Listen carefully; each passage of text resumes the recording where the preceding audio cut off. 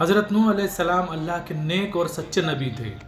अल्लाह ने उन्हें ऐसे वक्त में नबूवत अदा फरमाई जब उनकी कौम शिर्क और गुमराही में डूबी हुई थी। लोग अल्लाह को छोड़कर बुतों की पूजा करने लगे थे। उनकी कौम में हर तरफ जुल्म, नाइंसाफ़ी और बुराइयां फैली हुई थी। नूह अलैहिस्सलाम ने बड़ी नरमी और मोहब्बत से अपनी कौम को समझाना शुरू कर दिया।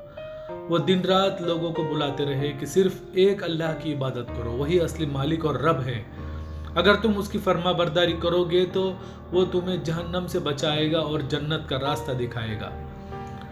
लेकिन कौम ने उनकी बातें सुनने से इनकार कर दिया। वो उनका मजाक उड़ाते और कहते, नूह तुम भी हमारी तरह के इंसान हो, तुम्हें कोई खास मकाम नहीं मिला है।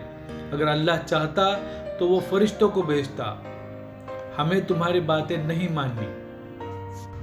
हजरत नूह अलैहिस्सलाम ने 950 साल तक अपनी कौम को दावत दी।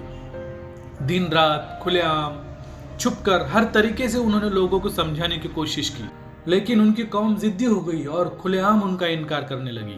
कुछ लोग जो शुरू में उनके करीबी थे, उन्हें भी उनकी कौम के सरदारों ने बहकाकर गुमराही की राह पर डाल दिया। जब नूह अलैहिस्सलाम दावत देते तो लोग अपने कानों में उंगलियां डाल लेते, कपड़े से अपने चेहरे को ढक लेते और कहने लगते, हम तुम्हारी बात नहीं सुनना चाहते। जब नूह अलैहिस्सलाम ने देखा कि उनकी कौम अब हिदायत की तरफ आने वाली नहीं, तो उन्होंने अल्लाह से फरियाद की, ए मेरे रब, मैंने अपनी पूरी ताकत लगा दी लेकिन ये लोग नहीं मानते, अब तो ही इनके हक में कोई फैसला कर दे। अल्लाह ने हजरत नूह अलैहिस्सलाम की दुआ कबूल कर ली और उन्हें हुक्म दिया कि ए नूह, अब तुम एक बड़ी कश्ती तैयार करो, अब इन जालिमों पर हमारा अजाब आने वाला है। नूह अलैहिस्सलाम ने अल्लाह के हुक्म से एक बहुत बड़ी लकड़ी की कश्ती बनानी शुरू कर दी। जब उनके कौम के ये लोग देखते तो उनका मजाक उड़ाते और हंसते हुए कहते, नूह तुम अब बड़े ही बन गए हो, क्या तुम अब जहाज चलाने लगे? यहाँ तो पानी कभी नहीं आया, फिर ये कश्ती क्यों बना रहे हो? नूह अलैहिस्सलाम ने सब्र किया और जवाब दिया, आज तुम हम पर हंस रहे हो, लेकिन बहुत जल्द ऐसा वक्त आएगा कि हम तुम पर हंसेंगे और तब तुम्हें समझ में आएगा कि सच्चा मालिक कौन है। फिर वो दिन आ गया जब अल्लाह का अजाब नाजिल हुआ। एक निशानी के तौर पर नूह अलैहिस्सलाम के घर की भट्टी से पानी उबलना शुरू हो गया।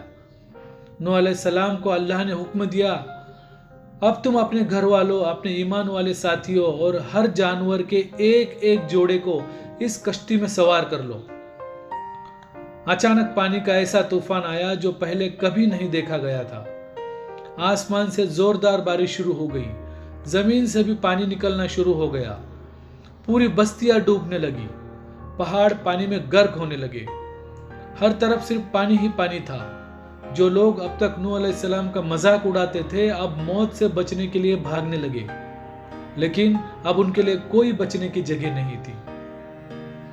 इस भयानक तूफान में हजरत नूह अलैहिस्सलाम ने अपने बेटे कनान को देखा, जो कश्ती में आने के बजाय पहाड़ की तरफ भाग रहा था। नूह अलैहिस्सलाम ने पुकारा, ए मेरे बेटे, आजा इस कश्ती में सवार हो जा और गुमराहों के साथ मत रह। लेकिन उसके दिल में तकब्बुर, घमंड था। उसने जवाब दिया, मैं पहाड़ पर चढ़ जाऊंगा, वहां ये पानी मुझ तक नहीं पहुंचेगा। तभी एक बड़ी मौज उठी और उसे निगल गई। अल्लाह के आजाब से कोई बच नहीं सका। कई दिनों तक यह तूफान जारी रहा, हर तरफ सन्नाटा था। जब अल्लाह का हुक्म हुआ, ए जमीन तू अपना पानी सोख ले और ए आसमान तू रुक जा। पानी कम हो गया और कश्ती जूदी पहाड़ पर आकर ठहर गई। नूह अलैहिस्सलाम और उनके साथियों ने अल्लाह का शुक्र अदा किया और एक नई जिंदगी की शुरुआत की। अब इस दास्तान से हमें क्या सीख मिलती है?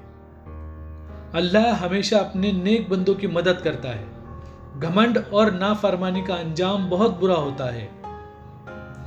हिदायत उन्हीं को मिलती है जो अल्लाह की राह को अपनाते हैं। सब्र और ईमान से काम लेने वालों को अल्लाह जबरदस्त इनाम देता है।